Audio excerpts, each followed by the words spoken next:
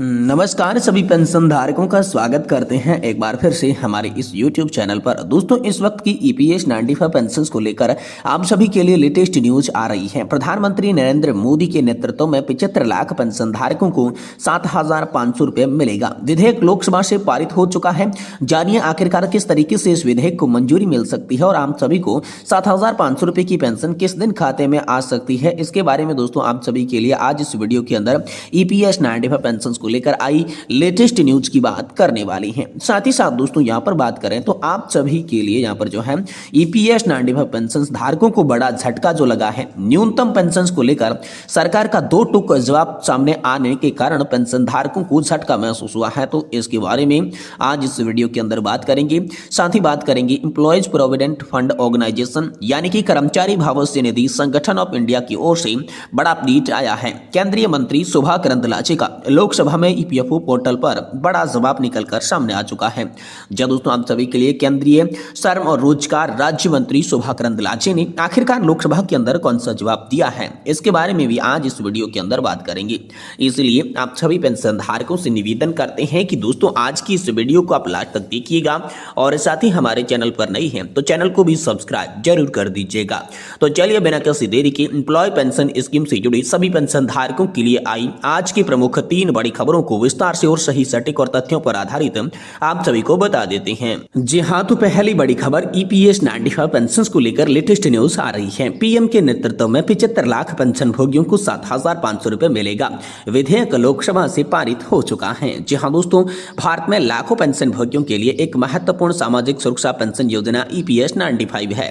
ये योजना संगठित क्षेत्र के कर्मचारियों के लिए सेवानिवृत्ति के बाद पेंशन प्रदान करती है, जिससे उन्हें आर्थिक सहायता मिलती है। हाल ही में EPS 95 पेंशन भोगियों के लिए महत्वपूर्ण खबर आई है। प्रधानमंत्री की अध्यक्षता में लोकसभा में एक विधेयक पारित किया गया है, जिसमें पेंशन भोगियों के लिए न्यूनतम पेंशन को बढ़ाकर 7,500 रुपये प्रति माह करने का प्रस्ताव है। इस फैसले से लगभग 75 लाख पेंशन भोगियों को लाभ होगा, जो लंबे समय से पेंशन वृद्धि की मांग कर रहे हैं। ये विधेयक EPS 95 पेंशन भोगियों के लिए बड़ी राहत लेकर आया है। वर्तमान में कई पेंशन भोगी बहुत ही कम पेंशन पा रहे हैं, जिससे उनकी जीवन यापन में कठिनाइयां हो रही है।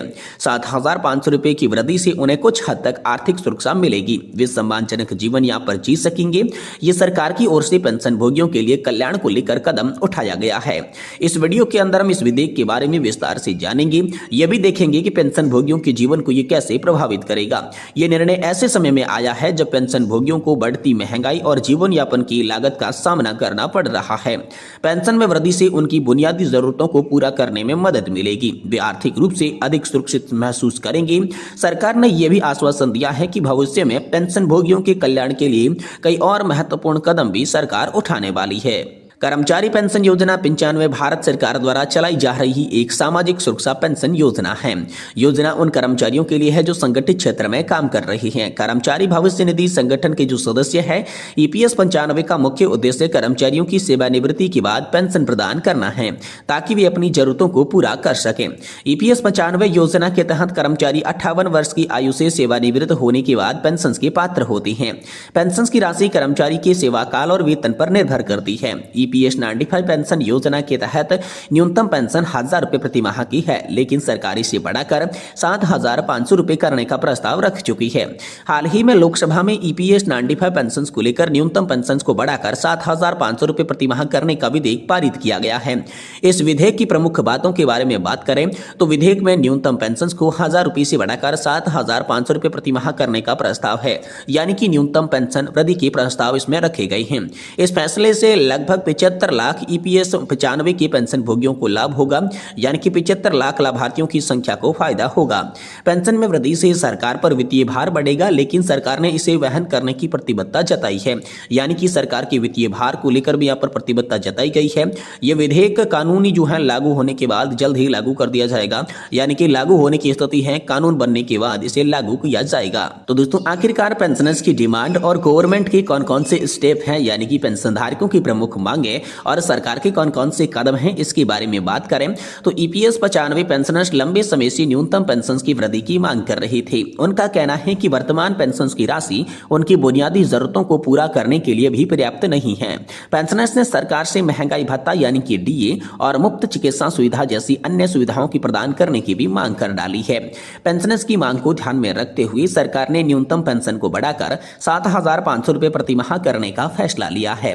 सरकार ये भी आश्वासन दे चुकी है कि भविष्य में पेंशनर्स के कल्याण के लिए और भी कल्याणकारी कदम उठाएगी, जिसमें दोस्तों योजना का नाम जो बताया जा रहा है कर्मचारी पेंशन योजना 1995 और इसका उद्देश्य संगठित क्षेत्र के कर्मचारियों की सेवानिवृत्ति के बाद पेंशन प्रदान करना है। संगठित क्षेत्र के कर्मचारी जो ईपीएफओ के सदस्य है वो इसके लाभार्थी होते हैं।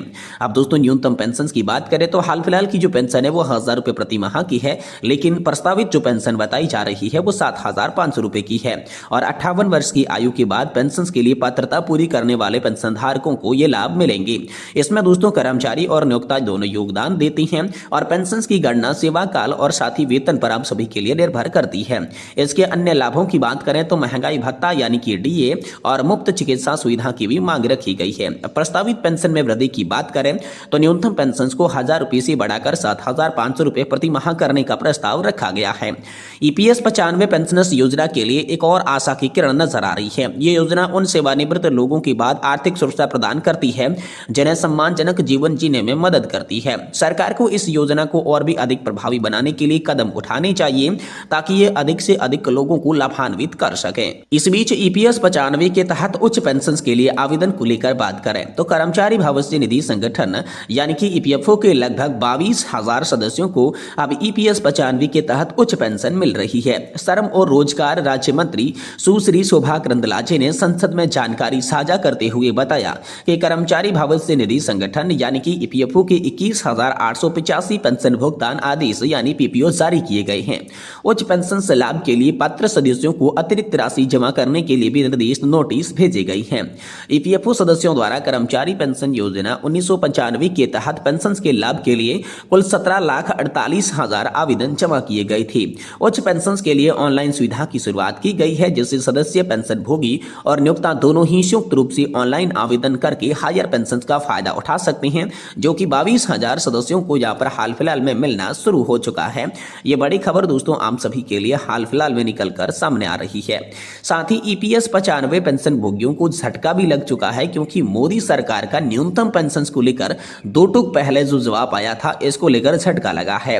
कर्मचारी पेंशन योजना 95 के तहत न्यूनतम पेंशन 7,500 रुपए करने की मांग की जा रही थी। साथ ही ऑटोमोबाइल्स और मेडिकल जोड़ने की भी मांग हो रही थी। इस समय का यह जवाब आया कि लोकसभा में सरकार ने पूछा गया कि ईपीएस 95 पेंशन भोगियों की लाभ को लेकर न्यूनतम अरविंद गणपत राव ने श्रम और रोजगार मंत्री से पेंशन पर सीधा सवाल पूछा। सुप्रीम कोर्ट ने ईपीएस सहित 95 पेंशन भोगी और उनके पेंशन भोगियों को न्यूनतम पेंशन और अन्य विशिष्ट लाभ देने के संबंध में आदेश दिया है। साथ ही यह भी पूछा कि क्या सरकार ने सुप्रीम कोर्ट द्वारा आदेश जारी करने के संबंध में कोई भी आदेश जारी किया है। ईपीएस 95 से सरकारी कर्मचारियों की संख्या सहित तत्संबंधी ब्यौरा क्या है, यदि नहीं तो सुप्रीम कोर्ट के आदेश को लागू करने से क्या कारण है, क्या ईपीएफओ अधिकारियों में कार्य में कोर्ट के फैसले के आधार पर नहीं माना जा सकता, यदि हाँ तो सरकार द्वारा इसके संबंध में क्या कार्यवाही की गई है, क्या ढांचा रखा गया है, ये सवाल बड़ा पूछा गया था। सरकार और कर्मचारी भविष्य निधि संगठन यानी कि ईपीएफओ पर पूछे गए सवालों के जवाब में श्रमिक और रोजगार राज्य मंत्री सुश्री शोभा करंदलाजे ने जवाब दिया है। सरकार की ओर से स्पष्ट रूप से कहा गया कि कर्मचारी पेंशन योजना 1995 के तहत अन्य सामान्य बकाये के साथ न्यूनतम पेंशन के संबंध में सुप्रीम कोर्ट द्वारा कोई भी आदेश जारी नहीं किया गया था और इसी को लेकर दोस्तों पेंशन धारकों को बड़ा झटका लगा है कि न्यूनतम पेंशन को लेकर कोर्ट अभी तक जो है फैसला नहीं दे पाया है और इसका दोस्तों ऐलान लोकसभा के अंदर सुश्री शोभा करंदलाजे जो कि श्रम और रोजगार राज्य मंत्री है उन्होंने आप सभी के लिए किया है। तो ये बड़ी खबर हाल फिलहाल में पेंशन धारकों के लिए निकलकर सामने आ चुकी है।